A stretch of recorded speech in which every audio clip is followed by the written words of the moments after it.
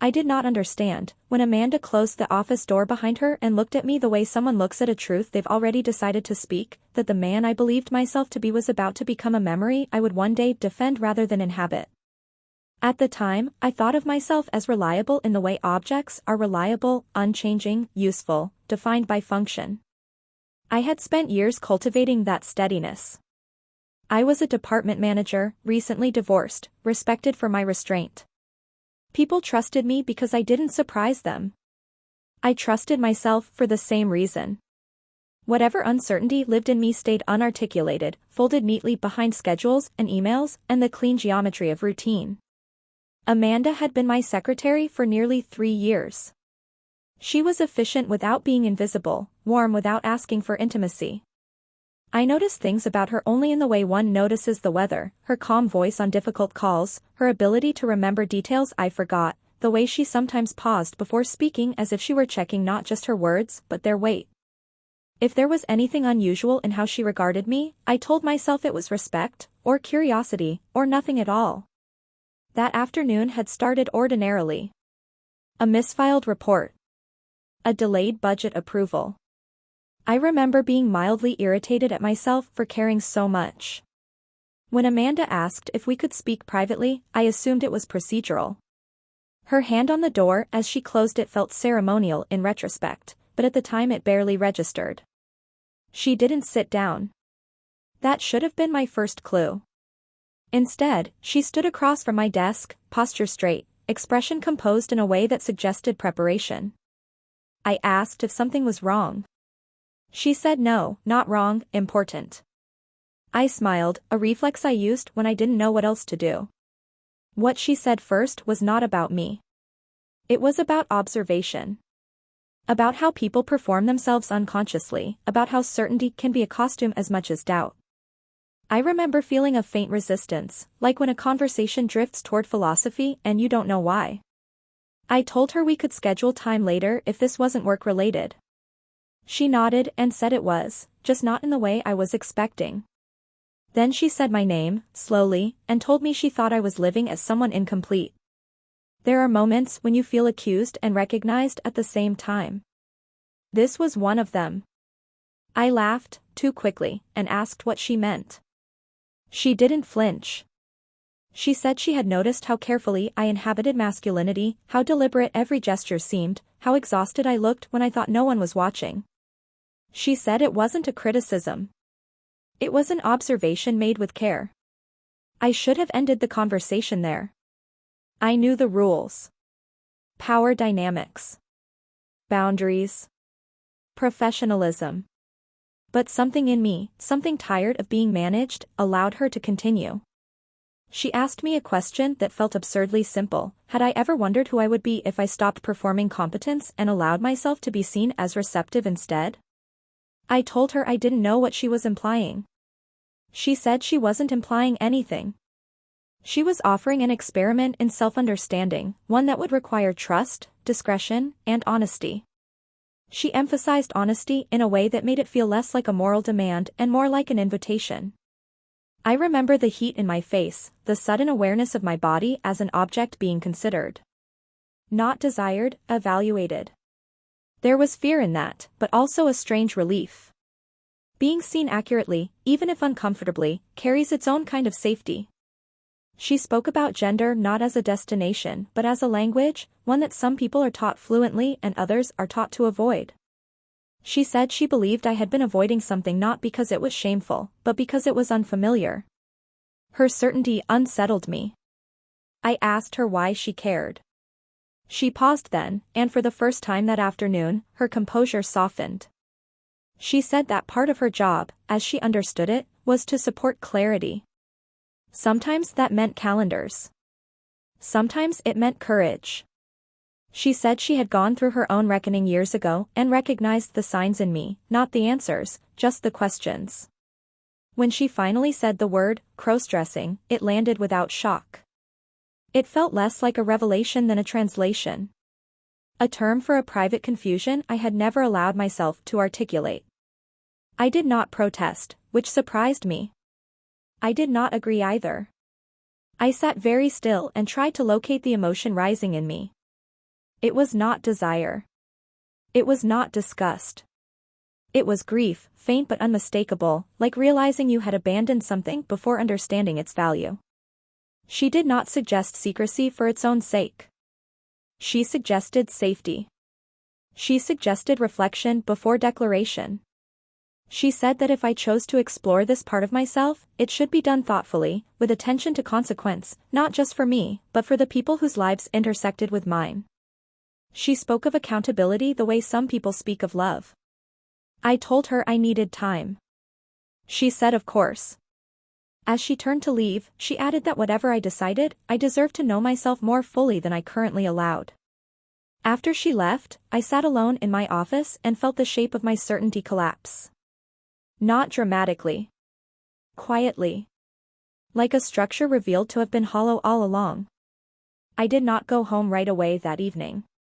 I walked instead, through streets I had known for years, noticing how differently the world looked when I wasn't trying to dominate it with purpose. I thought about the roles I played, husband, manager, son. None of them felt false. But none of them felt complete. That night, I stood in my bedroom and opened a drawer I had not opened in years. Inside were objects I had told myself were remnants of curiosity, artifacts of a phase. I had never worn them. I had never thrown them away. I realized then that my restraint had not been strength. It had been postponement. What Amanda had offered me was not transformation in the dramatic sense. It was permission to examine the cost of my own avoidance. To consider whether the man I presented to the world was a compromise I had mistaken for integrity. I did not sleep much. I kept returning to her question, not who I wanted to become, but who I had been refusing to understand. By morning, I knew that whatever happened next would not be reversible, not because of clothes or appearances, but because once you agreed to see yourself honestly, you cannot unsee what you've learned. When I returned to the office the next day, Amanda greeted me the same way she always had. No knowing smile. No pressure. Just professionalism. That, more than anything, convinced me she was serious about care. I asked her, quietly, if we could talk again. She nodded and said yes. And in that small, deliberate agreement, something in me shifted, not toward femininity or away from masculinity, but toward responsibility for the self I had neglected. I thought the second conversation would feel like a continuation, but it didn't. It felt like crossing a threshold that had been visible all along yet somehow unreal until my foot hovered over it. Amanda suggested we meet after hours, not out of secrecy but out of respect, for the space, for the roles we inhabited during the day. We walked to a small cafe a few blocks from the office, the kind of place that stayed open late for students and people who preferred thinking to sleeping. I noticed how aware I was of my posture, my voice, the way I took up space. It was the first time I recognized that awareness as labor. She didn't begin with instructions. She began with context. She asked me to describe, without judgment, how I had learned to be a man. Not what I believed about masculinity, but how I had practiced it. The question caught me off guard. I spoke about my father's quiet authority, about schoolyard lessons in restraint, about the unspoken rule that admiration was earned through usefulness. As I spoke, I heard myself narrating a training regimen I had never questioned. She listened without interruption. When I finished, she asked how much of that felt chosen. The answer unsettled me. Very little. She said that exploring gender expression responsibly required separating curiosity from compulsion, reflection from performance. She was careful not to frame femininity as an escape or masculinity as a prison. Instead, she described both as sets of expectations, some sustaining, some suffocating, whose value depended on whether they aligned with one's internal truth. I asked her what she meant by truth. She said it wasn't a feeling so much as a pattern. What brought calm? What reduced the effort required to exist? What allowed presence without vigilance? She proposed something modest, not a transformation, not even a decision, but an exercise in perception. She suggested that over the next week, I pay attention to moments when I felt most constrained and moments when I felt unexpectedly at ease. Not to change anything yet. Just to notice. She said that before you alter how you are seen, you must understand how you see yourself. This restraint frustrated me more than any provocation could have. Part of me wanted clarity, a verdict. Another part, quieter but persistent, recognized the wisdom in not rushing toward an identity as if it were a solution. During that week, I noticed things I had ignored for years. How I softened my voice unconsciously when speaking with certain people. How I avoided mirrors not out of vanity but out of fatigue. How relief came not from being praised, but from being unobserved. None of these observations pointed cleanly toward a conclusion. They simply accumulated, like evidence waiting for interpretation. At the end of the week, we met again.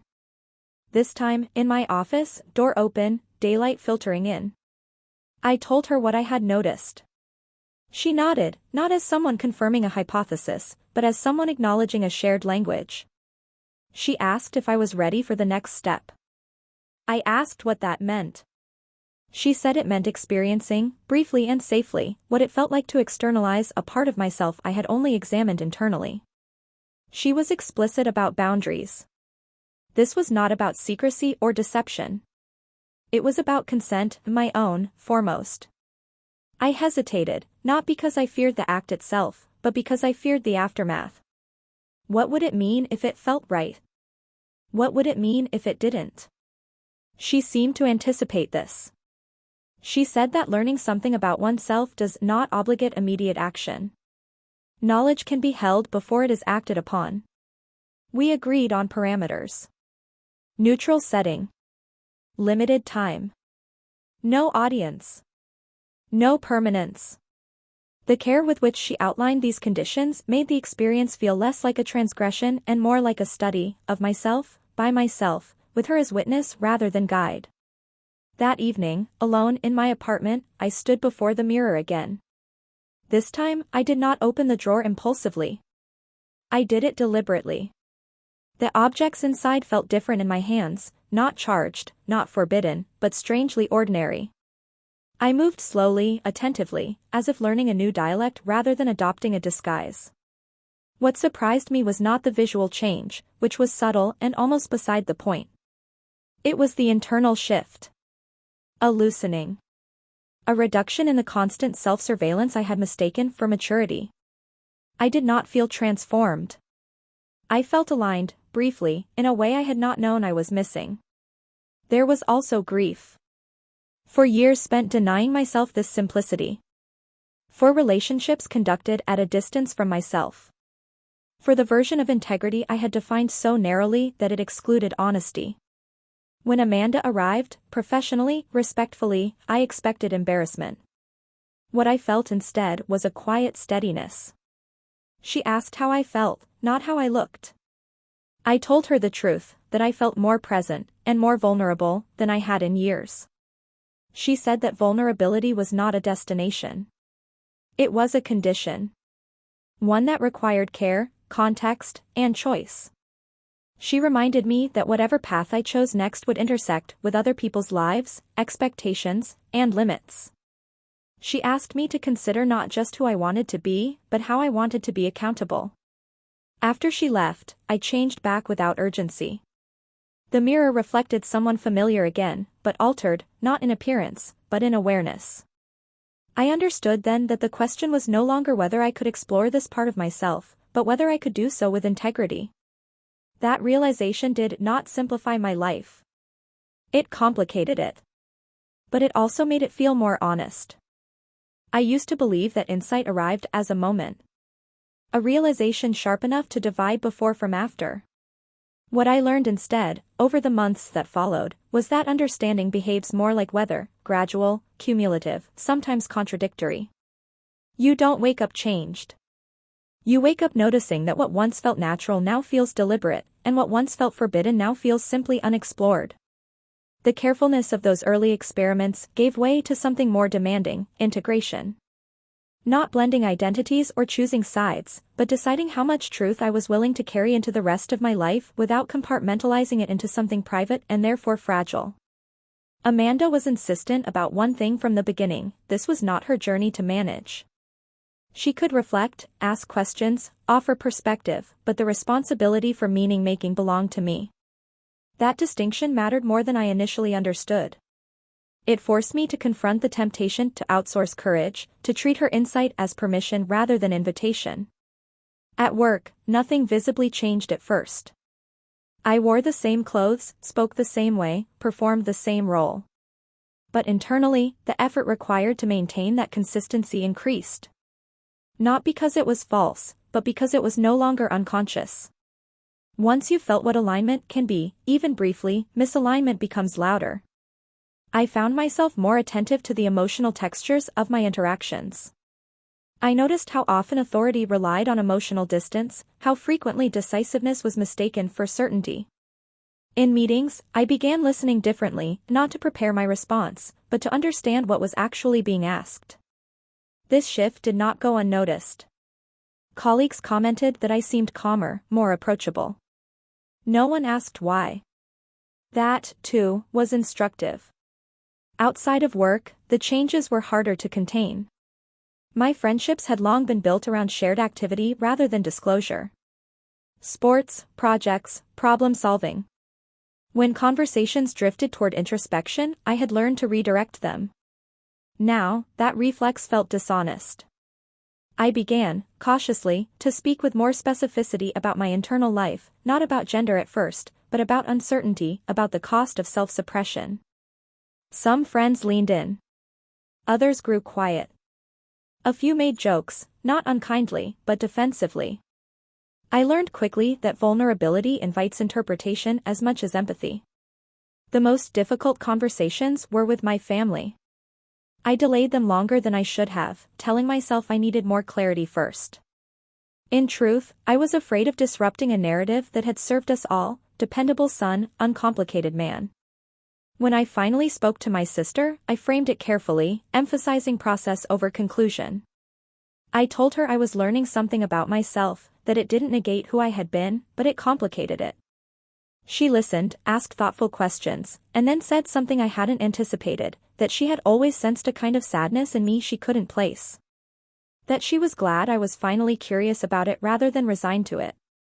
Her response did not resolve my fear, but it softened it. It reminded me that being known is often less dangerous than being imagined. My parents were more challenging. Not hostile, but bewildered. They asked practical questions: what did this mean, where was it going, was I unhappy? I resisted the urge to reassure them prematurely. Instead, I told them the truth, that I was happier for being honest, and more unsettled for being so. That I wasn't asking them to understand everything, only to trust that I was acting thoughtfully. There were moments, especially early on, when I questioned the value of this disruption. When the social friction felt disproportionate to the insight gained. When it would have been easier to retreat, to reframe the experience as a private curiosity and move on. But each time I considered that, I recognized the cost of such retreat, a return to living at a remove from myself. Amanda and I spoke less frequently as time went on, by mutual design. When we did, the conversations shifted from exploration to ethics. How does one inhabit a truth responsibly? How do you distinguish authenticity from insistence? She challenged me to consider not just my right to self-expression, but my obligation to context. Visibility, she reminded me, is not inherently virtuous. Neither is discretion inherently cowardly. Integrity lies in discerning which serves care in a given moment. This framework helped me navigate decisions that had no clear precedent. When to share. When to withhold. When to challenge assumptions, and when to let them stand. I began to see gender expression less as a statement and more as a practice, one that could be adapted without being betrayed. The most profound shift, however, was internal. I stopped measuring my worth by how seamlessly I performed a role.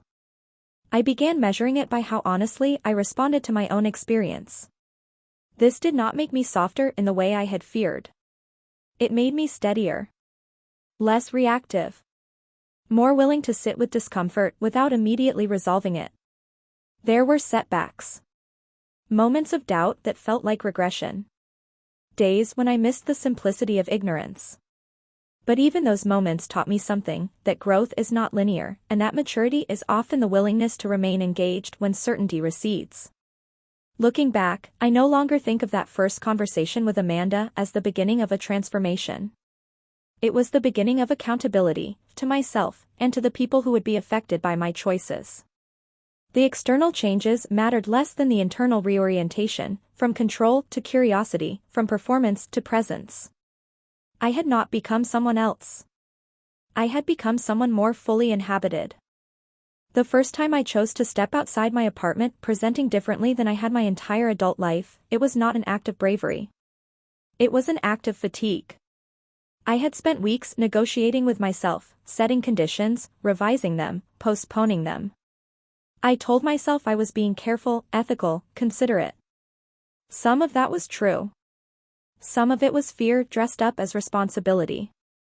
What finally moved me was not a sudden surge of confidence, but the quiet realization that I was expending more energy avoiding the world than I would by meeting it honestly. I chose a mundane errand. A grocery store a few neighborhoods away, unfamiliar enough to feel anonymous, ordinary enough to feel real. I paid attention not to aesthetics but to comfort, to neutrality. I wanted to be present, not conspicuous. As I prepared, I noticed how different this felt from the secret rehearsals of earlier months. This was not about testing myself in isolation. This was about entering shared space and accepting whatever response emerged. Before leaving, I sat down and asked myself a question Amanda had once posed to me in a different form: what responsibility do I carry into this moment? The answer was not to educate strangers or challenge norms. It was simpler and harder, to remain grounded, to not project my fear outward, to allow others their reactions without absorbing them as verdicts on my worth. The walk from my door to the street felt longer than it ever had. Every sound registered sharply. I was aware of my breathing, my gait, the way my body occupied space. But alongside the anxiety was something else, a steadiness born of intention. I was not pretending. I was not hiding. I was doing something I had considered carefully and chosen deliberately. Most people did not notice. Or if they did not signal it. This, too, was instructive. The world is less attentive than our fears suggest. The few glances I caught were brief, ambiguous. One lingered, curious rather than hostile.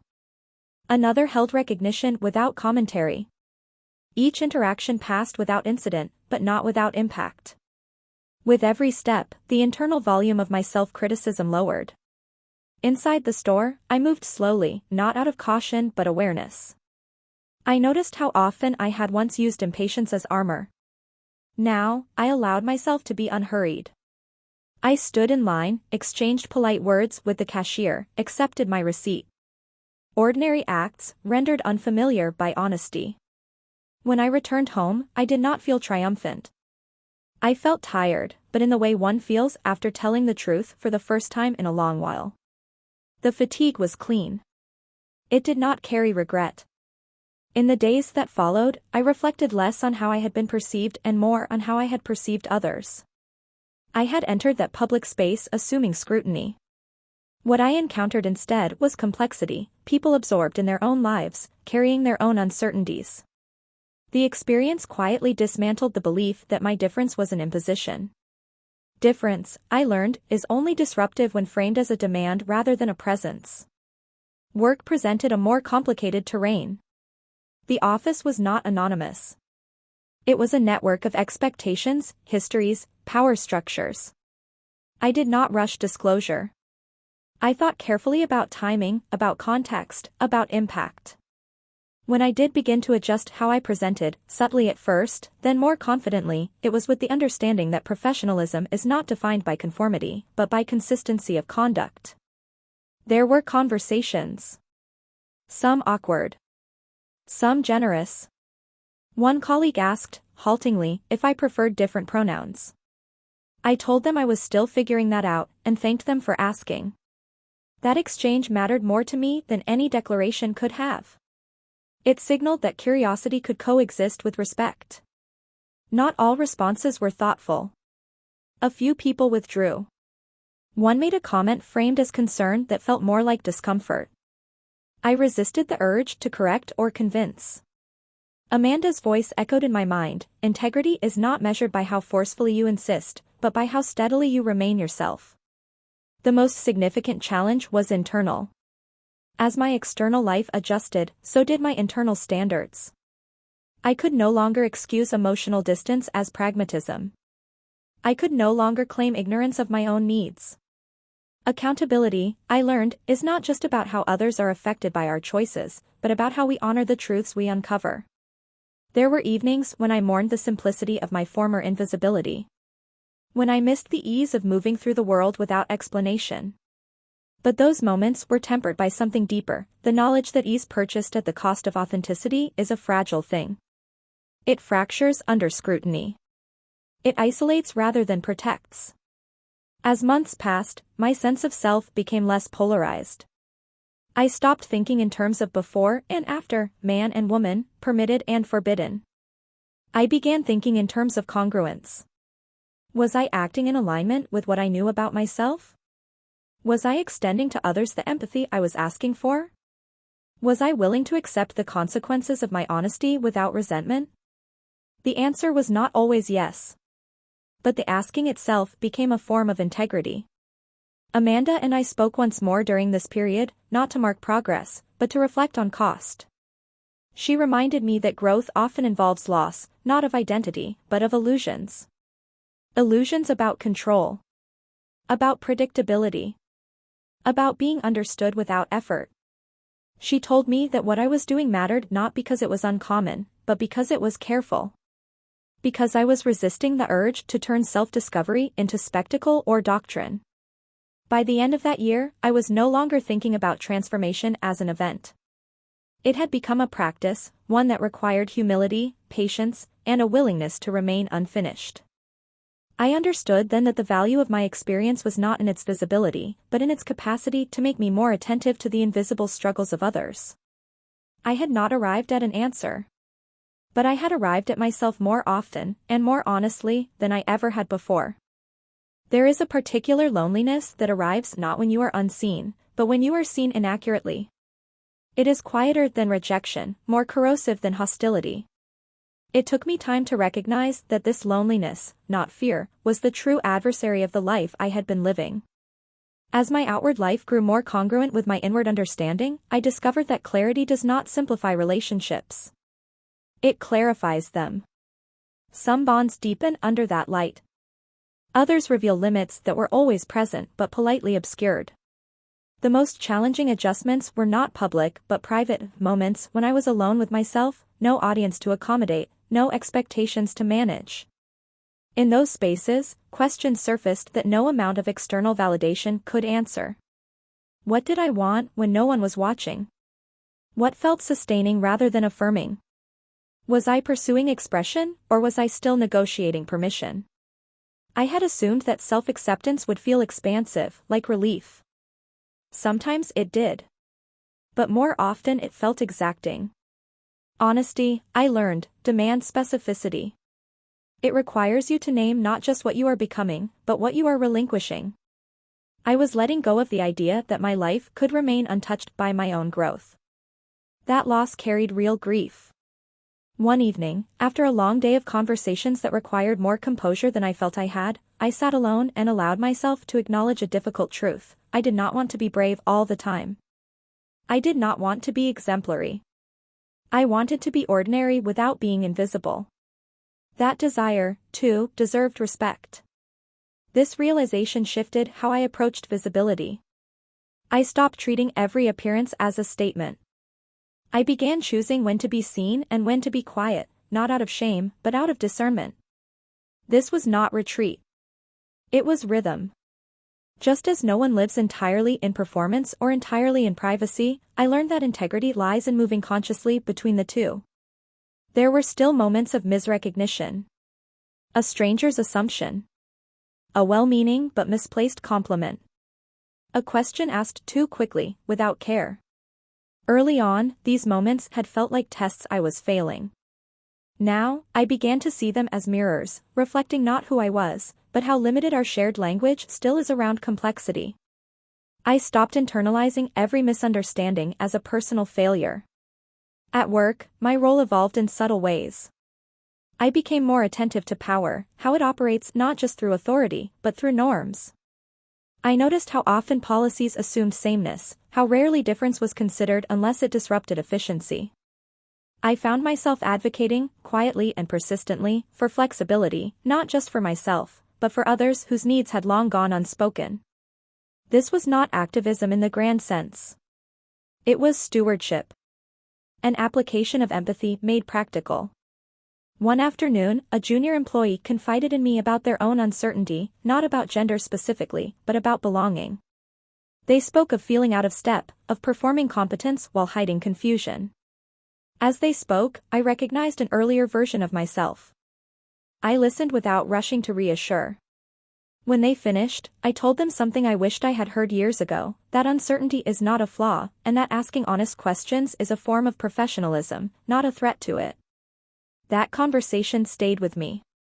It affirmed that the most meaningful impact of my own journey was not representational, but relational. I was not changing the world by being visible. I was changing it by being available. The relationship with my family continued to evolve. My parents, over time, grew less focused on outcomes and more attentive to process. They asked fewer questions about where this was going and more about how I was feeling. That shift did not come easily. It required patience on all sides. It required me to resist defensiveness and them to resist certainty. What emerged was not perfect understanding, but mutual respect. That was enough.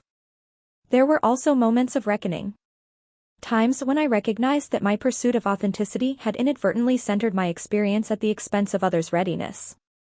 I had to learn to apologize, not for who I was, but for how I sometimes moved too quickly, assuming comprehension where there was only exposure. Accountability, I learned, is an ongoing practice, not a corrective measure. Amanda and I spoke once more, unexpectedly, after many months of distance. We met by chance, exchanged pleasantries, and then found ourselves sitting with coffee as if no time had passed. She asked how I was, and I answered honestly that I felt more whole and more aware of how much work wholeness requires. She smiled, not with pride, but with recognition. She said something then that reframed everything that had come before. She said that transformation is not about becoming someone new, but about becoming someone answerable, to yourself, to others, to the life you are shaping. She said that what mattered was not the direction I had taken, but the care with which I had taken it. As I walked home that evening, I thought about the word responsibility.